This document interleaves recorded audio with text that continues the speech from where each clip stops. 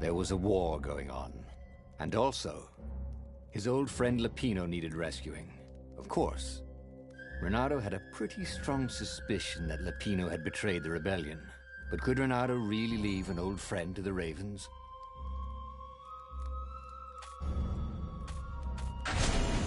Every child knew about the Sky Ripper. The Transcendent Emperor had buried its pieces deep. And then, this Emperor's horrific sacrifices had brought it back to the surface. Renato wasn't exactly sure how to use the legendary weapon. But surely, there must be some way to do it without provoking another catastrophe. Had he, somehow, summoned the long-lost components of the legendary weapon out of the deep places of the Earth? It was more than Renato could fathom. But if he could find a legendary weapon, he would use it.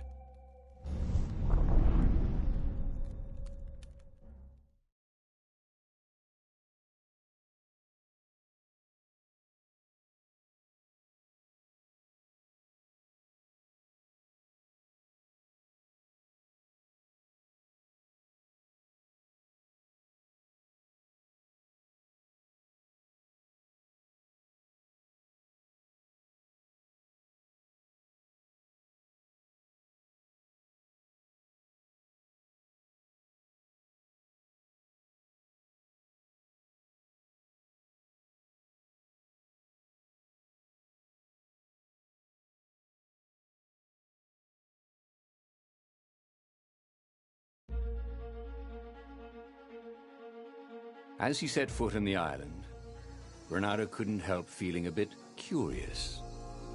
Was Lupino still waiting to be rescued? No. He was probably drinking champagne with the ravens. Did ravens drink champagne? Did rabbits? Renato felt oddly thirsty, come to think of it. Why had he chosen the Sky Ripper? Renato never made plans that required constant vigilance. He was a hero. He didn't think too much. He just went with his gut and hoped it all worked out. The Sky Ripper was a long shot. He'd have to devote himself to it. No side journeys, no rescuing old friends. That was against his nature. Could he stick with it?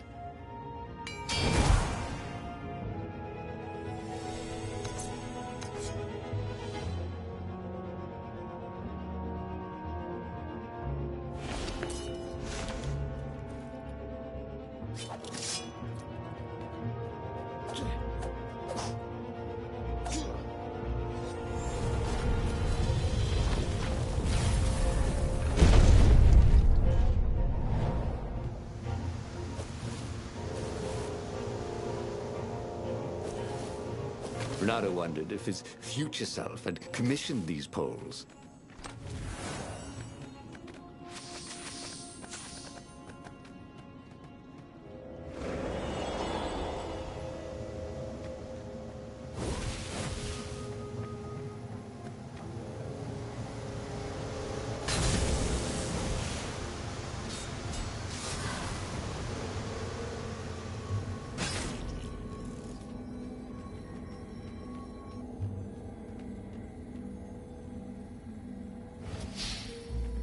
As for the gate, well, he could take her or leave her. Sorry, best I could do.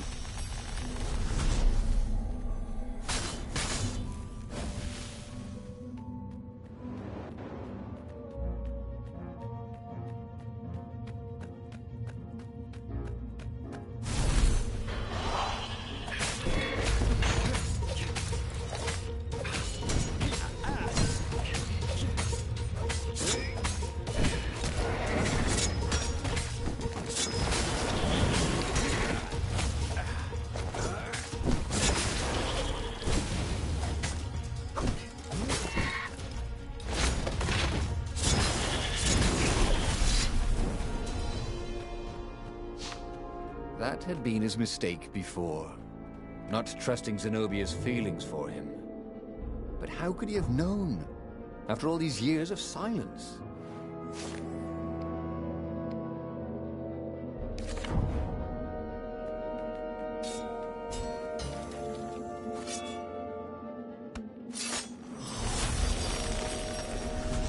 The road less traveled, thought Renato. How intriguing.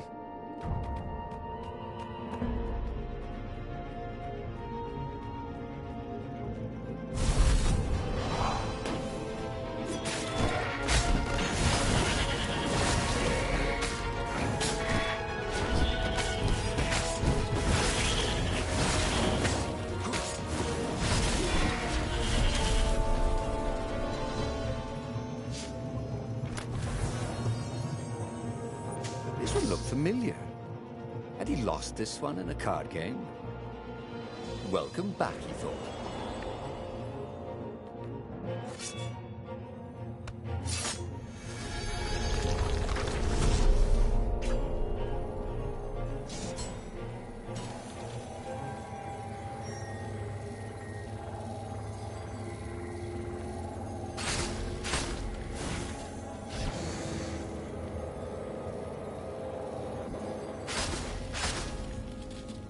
Well, the eyes have had it.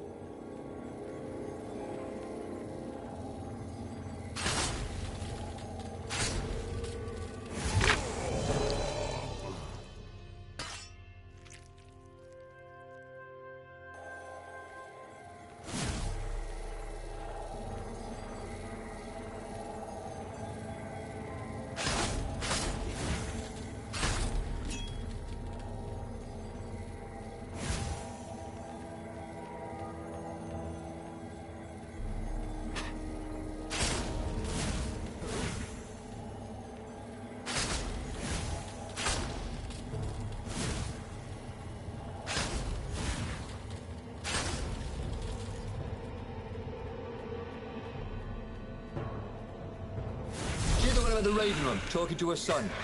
You don't write. You don't call. Get it? Call? I just made that up.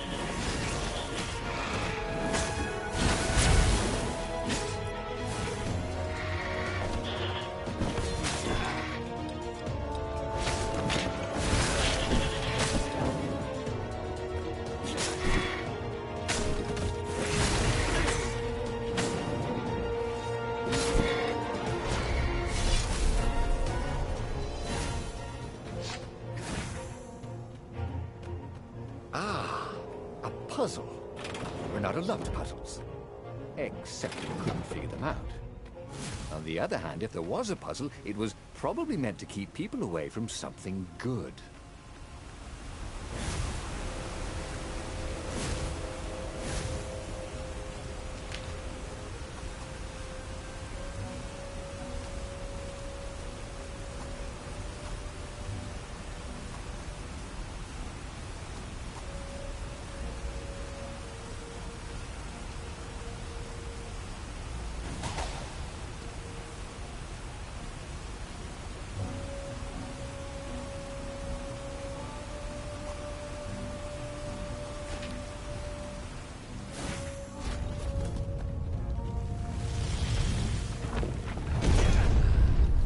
There it was. Skyripper's armature. The stuff that dreams are made of. Engineers' dreams, anyway. The device was intricate. No one alive had the skill to make a thing like it. How was it part of a weapon at all? He'd have to ask a scientist. But first, he'd get the second piece. Skyripper had a heart. A core that had come to rest on the next island. Well, there was another island he could reach. Zenobia had just invaded it with her father's Raven battalions. She must be encamped there still. But fighting Zenobia now, that made no sense at all. He'd already sacrificed one friend to get this armature, was it? He didn't need to hurry to face her. She would find him. Renato asked himself why he changed course to confront Zenobia. He'd no idea. Sometimes he would just do things, and he could never figure out why he'd done them. Usually, they worked out. After all, he was a hero.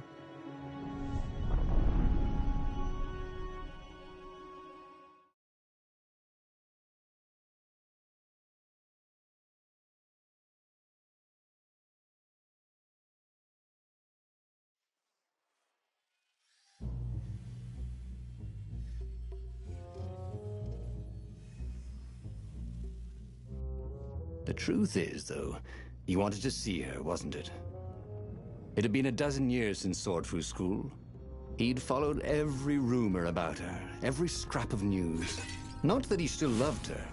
After all, she was his enemy. No, it was solely because, know your enemy. All right, maybe he should stop pretending. He knew exactly how she felt about him. But their love affair always ended with a tragic death. Unless, maybe he could find a way to dodge tragedy. Surely he could, couldn't he?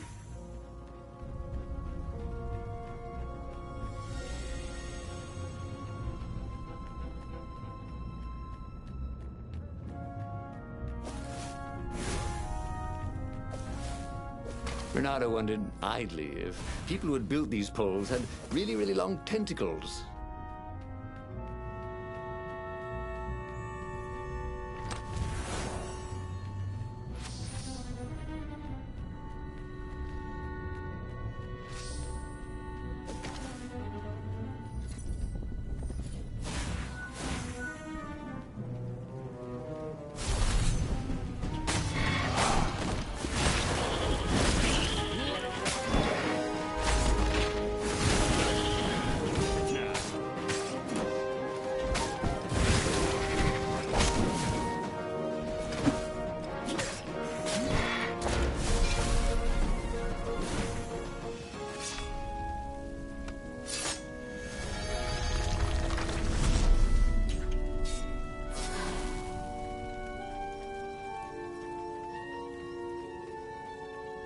Firewalls only let you through if they think you're hot enough.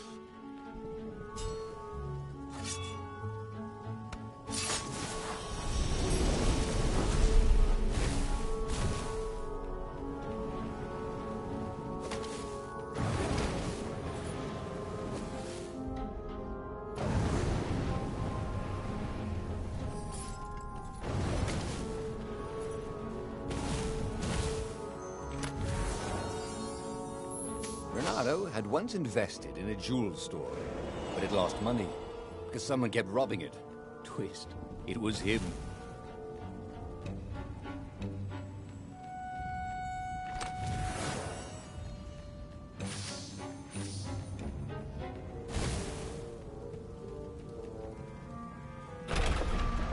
He couldn't do worse with Zenobia than he'd done with the core, could he?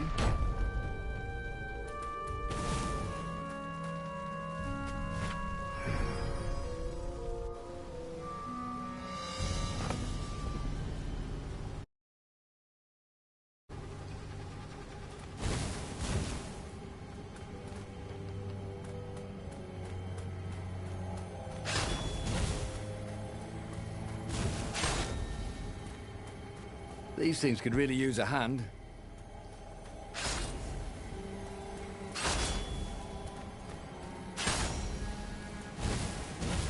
Bernardo wasn't entirely sure how he was going to capture Zenobia. She'd be expecting him. And he didn't have Lapino to cook up a clever plan. Why was it again that he hadn't got the core? Maybe because the results tended to be disastrous. These streets were familiar. The Swordfu School was closed now, but he had been down that street 1,000 times. He knew that pub. He knew that alley. He knew the alley behind it much too well. No wonder Zenobia had chosen to invade this island herself.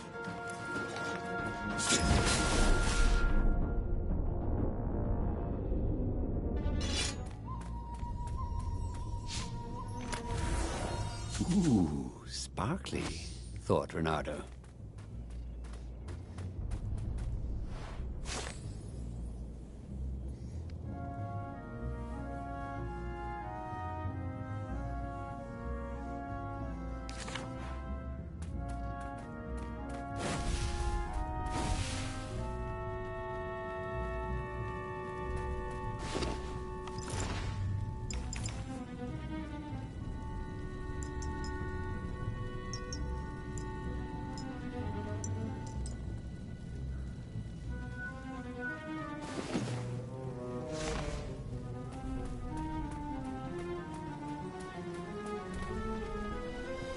You guys ever wonder why the Imperial Ravens are always hiring?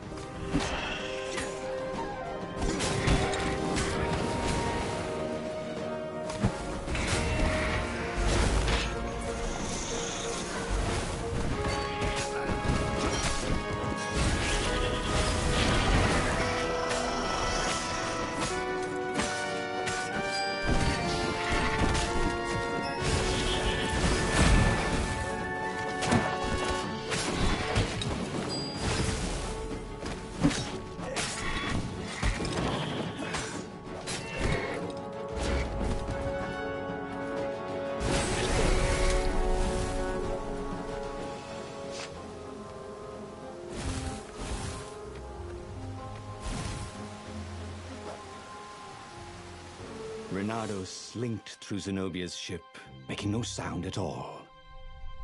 Where were her guards? Finally, he reached her bedroom. She was curled up on her bed. Oh, he'd forgotten how beautiful she was. How sleek, how soft. He tapped her on the shoulder with his sword. She vanished. And he suddenly noticed he couldn't move except his mouth. In fact, Sudi couldn't keep his mouth shut. He told Zenobia everything. Skyripper, the rebellion plans, even where the secret rebel base was, until he was hoarse. It was some kind of truth spell. A talky truth spell. She called her father by Farspeaker Toad and filled His Majesty in. But why didn't he get the core? Croaked the Farspeaker in something like His Majesty's croak. Because I missed you, darling. Reynardo grinned. He doesn't even know why, frowned Zenobia. That makes no sense. It's a trap, Shouted the Emperor. I'll meet you at the outpost, and I'll bring my interrogators.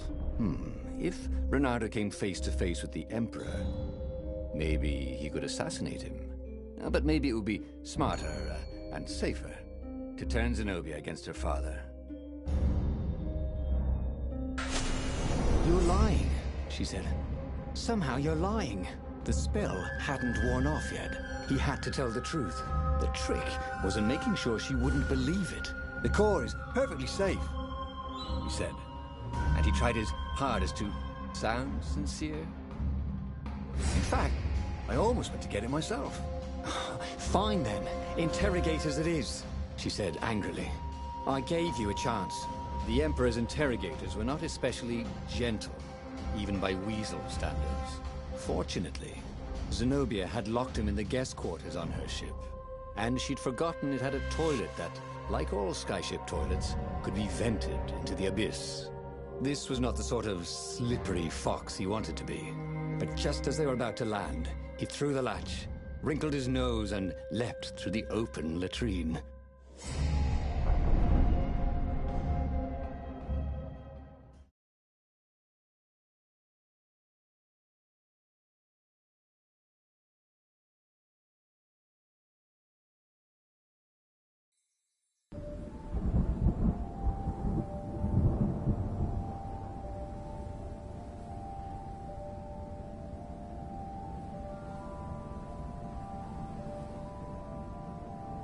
It was a short, safe landing. At least this part of the Nexus hadn't changed too much. Zenobia had been taking him to the Imperial outpost.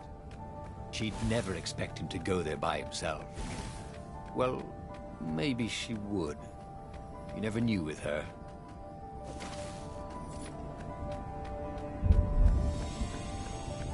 Can you guys actually tell each other apart? Because I'm thinking plain taste.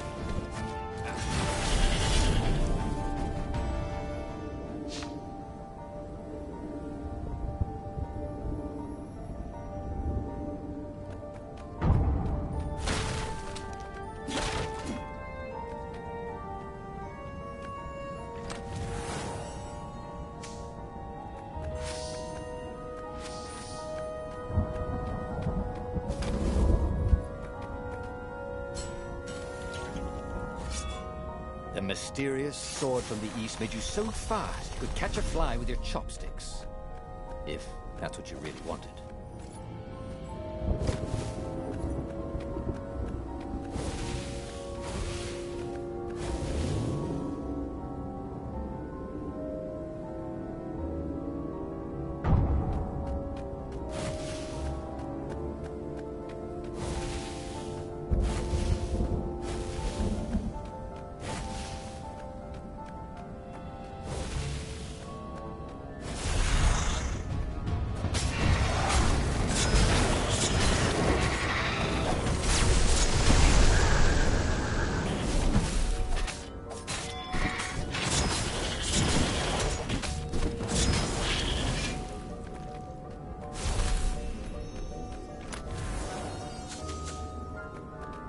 sensed the jewel's power.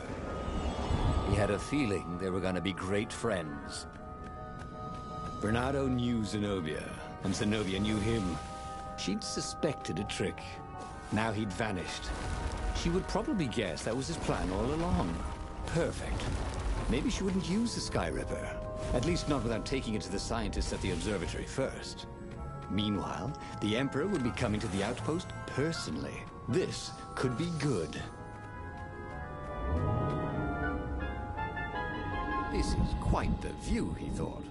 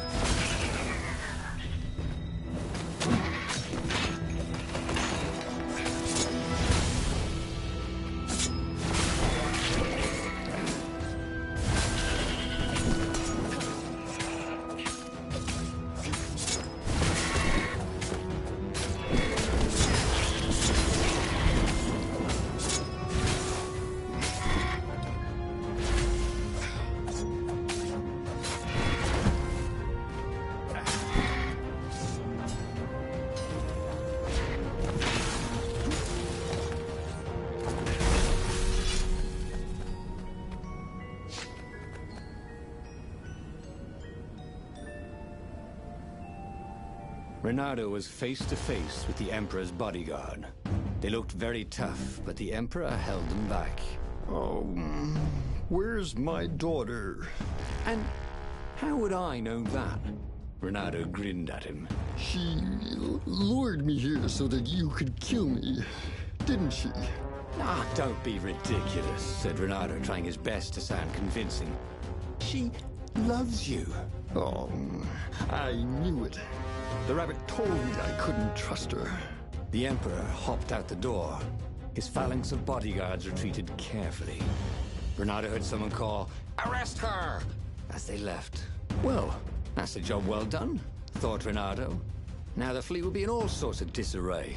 But maybe he could find her in the mountains. She always used to go to the mountains to hide from the world. Maybe he could even turn her against her father. Or maybe he could reap the benefits of the chaos he had sown. It was time to report to the Rebel Council, and then launch the attack on a divided and very confused Imperial fleet.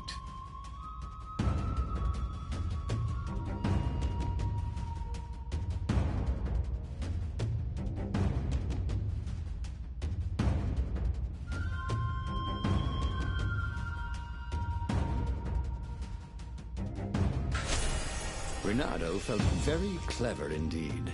He told the Empire nothing but the truth, and now they suspected everything and everyone. So, why are you going to see Zenobia? He asked himself. It's not just a gloat, is it? No, of course not. Now, turning her against her father was good. It was very good. If she would actually join the rebels, that would be spectacular, right?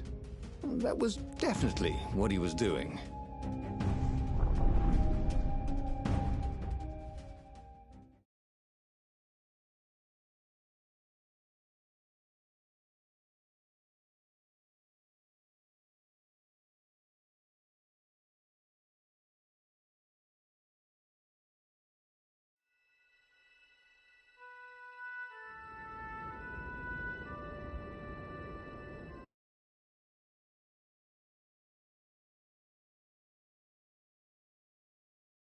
If he should have just told her the truth about her father.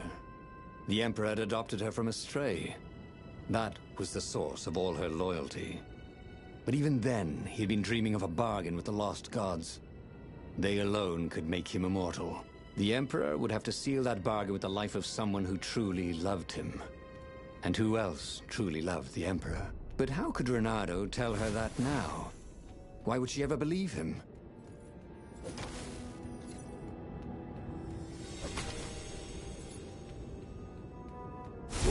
dress up as for Halloween? Just wondering.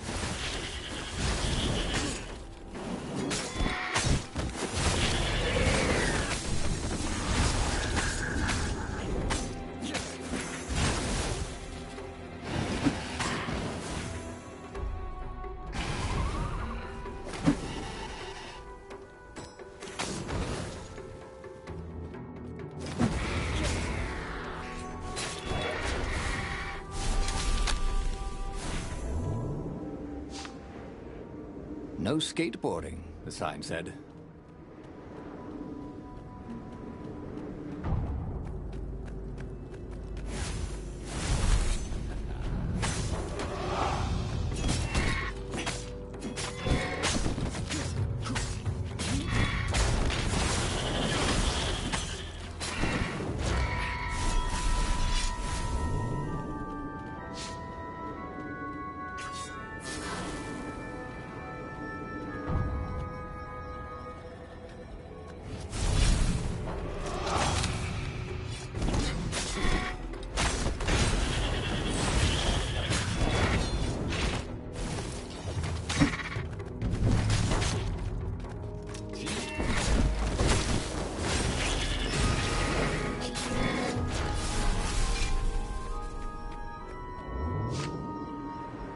The funny thing was, she should have trusted him.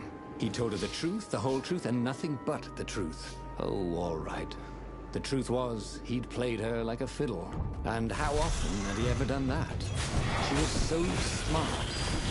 Smarter than him, really.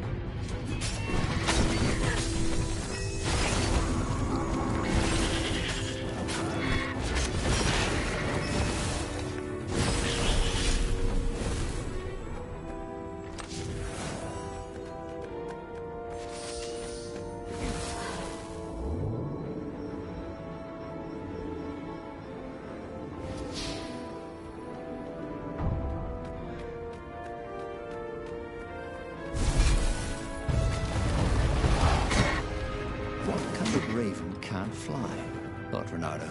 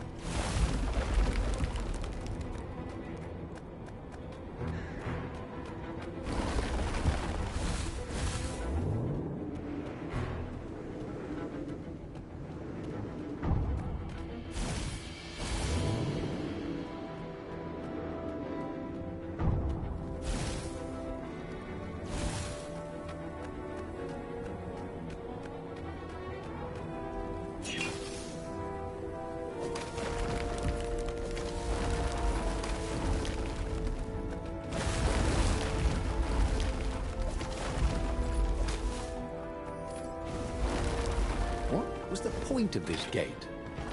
Did they think no one would notice the lever?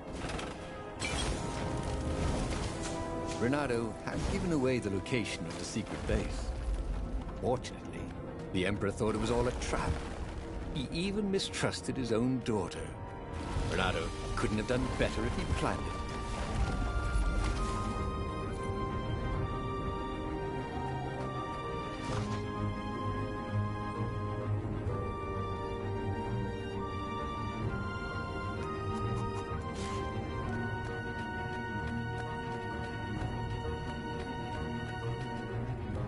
What have you done to me?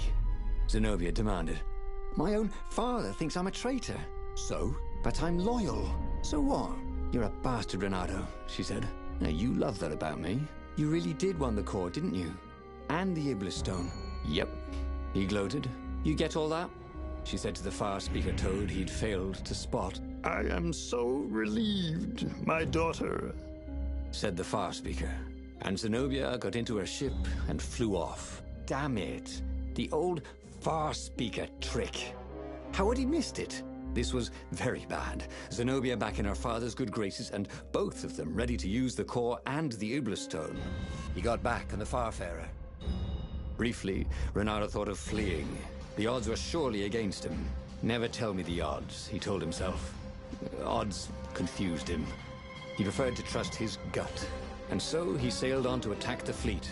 Alone, if necessary.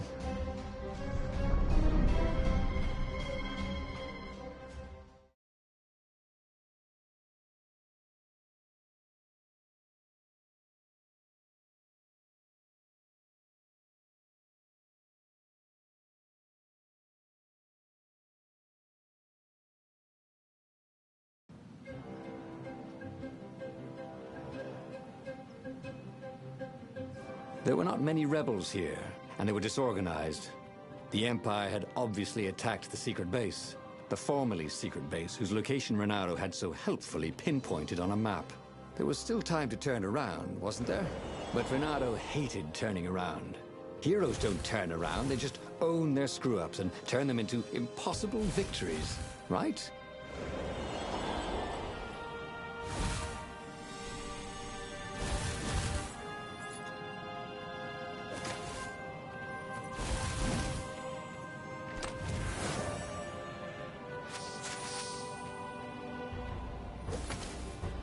The portal was heavily guarded.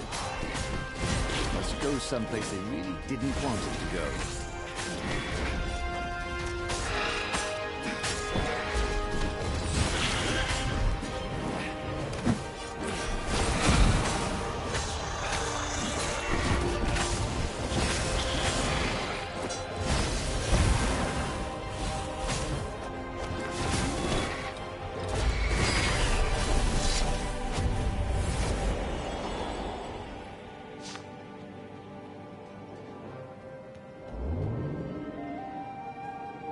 Renato had always wanted a flying carpet. This was more like a flying tabletop. It would do.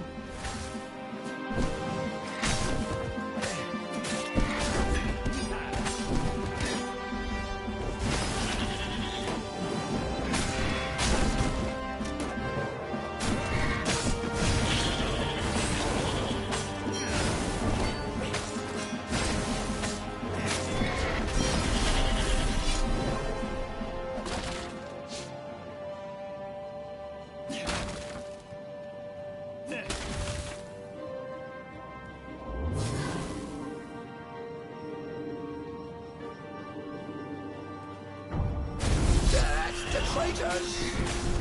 Roared the ravens.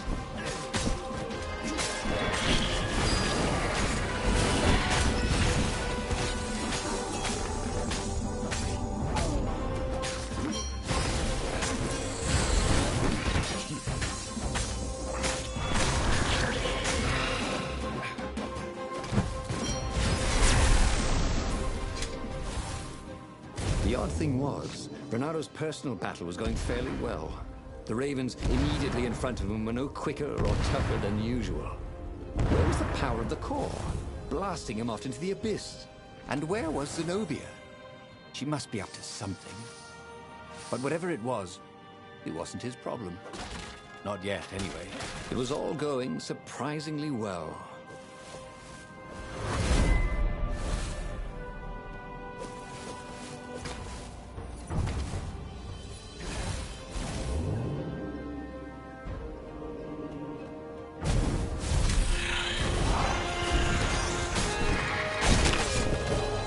To everything, there is a season. He turned over and died.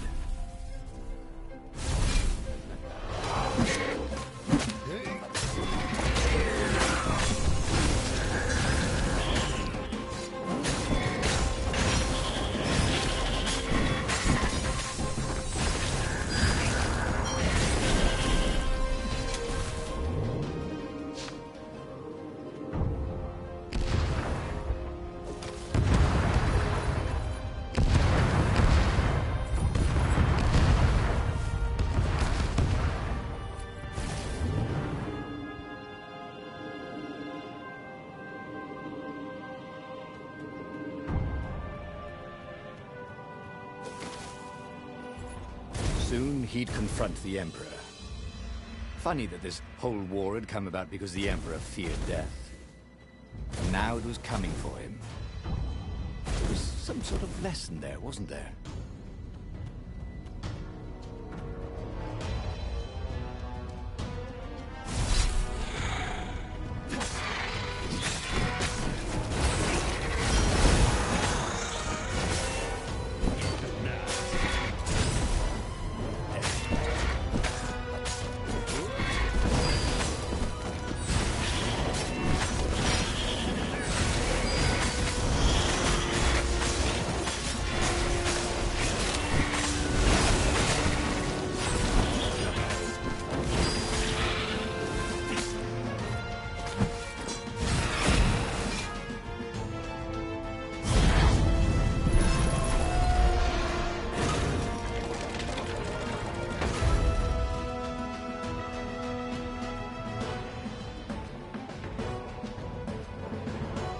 At last, he came to Zenobia and the Emperor.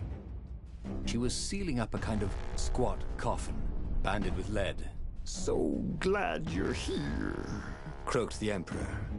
You will be witness to my final victory. That's creepy, Dad, said Zenobia. But thank you.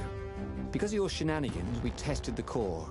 It's really unstable. It could have blown us all up. It could, said Renato, a little frustrated that she'd figured it out. Anyway, we already destroyed your secret base, so we don't need a super weapon. We're just going to bury it. Do we, torture you? Or give you a medal? Sometime later, Renato got an invitation to attend the Emperor's ritual sacrifice of his daughter. They took him out of his dungeon cell and gave him all his medals to wear. A little while after that, the lost gods returned, and the sun went black, and the Emperor ate his soul. He should go back to some of the choices he'd faced before. Maybe there were new paths that had opened up, like those doors he was opening up all over the map that took him to new treasures and around his enemies. And he hadn't learned anything new this time. He'd done the same thing twice, yet expected a different outcome.